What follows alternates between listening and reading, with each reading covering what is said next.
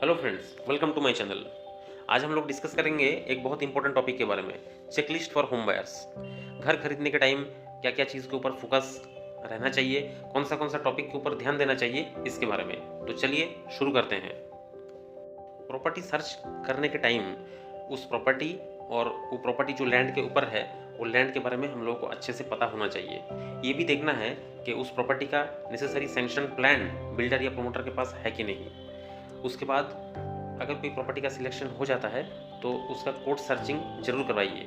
ये court searching से उस प्रॉपर्टी के अंदर कोई डिस्प्यूट है कि नहीं है, इसके बारे में आपको आइडिया मिल जाएगा।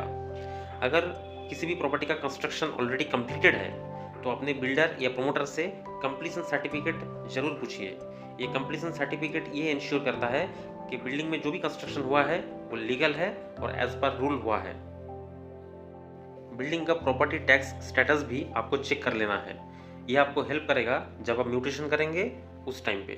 जब आप म्यूटेशन करेंगे उस टाइम पे आपको ये भी देखना है कि बिल्डर ने अपना टैक्स लायबिलिटी क्लियर किया है कि नहीं। अगर नहीं किया है तो बिल्डर से पूछिए कि वो अपना टैक्स लायबिलिटी क्लियर करें।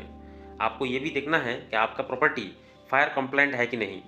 हर बिल्डिंग के लिए, हर प्रॉपर्टीज़ के लिए state government fire compliance certificate issue करता है। अपना सेल डीड और टाइटल डीड रजिस्ट्रेशन के पहले ज़रूर अच्छे से पढ़ लें। इसमें जो फैसिलिटीज़ दिया हुआ है, जो भी चार्जेस है, जो भी स्पेसिफिकेशन लिखा हुआ है, उसके बारे में अच्छे से पढ़ें और ये चेक करें कि वो एक्चुअली और फिजिकली में प्रेजेंट है कि नहीं। रजिस्ट्रेशन के बाद अपने बिल्डर या प्रमोटर से ऑक्यूपेंसी सर्टिफिकेट जरूर मांग लें। ये ऑक्यूपेंसी सर्टिफिकेट ही आपको अपना फ्लैट का लीगल ऑक्यूपेंट बनाता है। एक प्री अप्रूव्ड होम लोन के लिए ज़रूर अप्लाई करें यदि आपको होम लोन से घर लेना है, क्योंकि जब आप प्रॉपर्टी सर्च कर रहे हैं उसी टाइम पे आपका होम लोन प्रोसेसिंग भी साइमल्टेनियसली चलता रहेगा। लेकिन बहुत ज़्यादा होम लोन इंक्वायरीज ना करें, ये करने से आपका क्रेडिट स्कोर डाउन हो सकता है।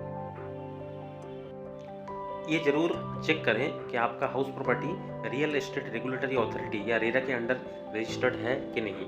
अगर आपका प्रॉपर्टी का रेरा रजिस्ट्रेशन है तो ये बायर्स का अधिकार को सुरक्षित रखता है और ज़रूरत पड़ने पर डेवलपर को पनिश भी कर सकता है।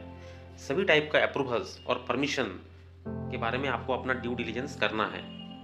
आपको मैं ये भी बता दूं कि अगर आप कोई अंडर कंस्ट्रक्शन प्रॉपर्टी के बारे में सोच रहे हैं, प्रॉपर्टी के चलते 15 to 20% चीपर होगा, लेकिन इसमें अनसर्टेनिटी का और डिले का रिस्क है।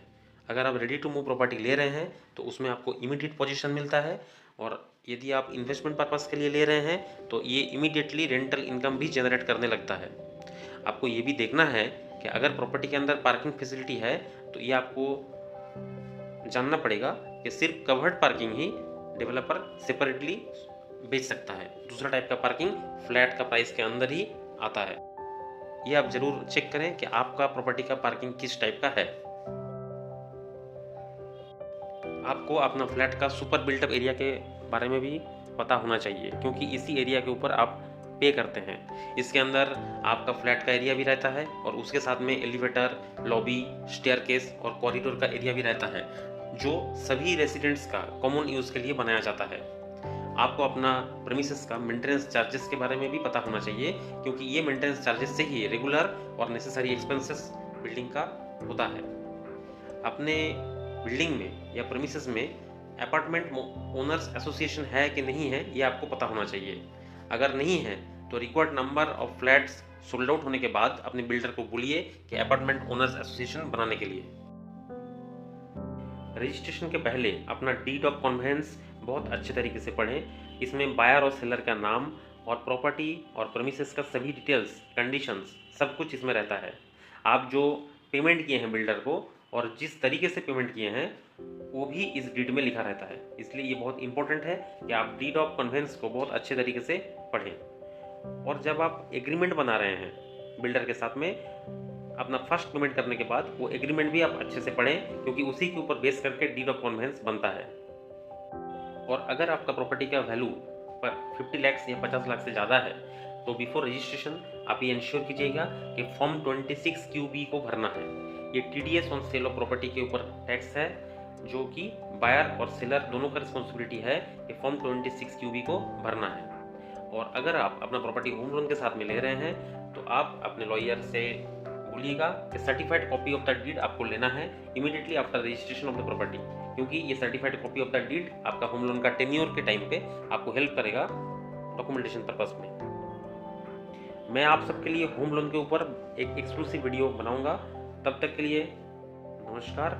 और अगर आपको मेरा ये वीडियो इन्फॉर्मेटिव लगा है तो लाइक, शेयर और मेरे चैनल को सब्सक्राइब जरूर करना। Thank you so much.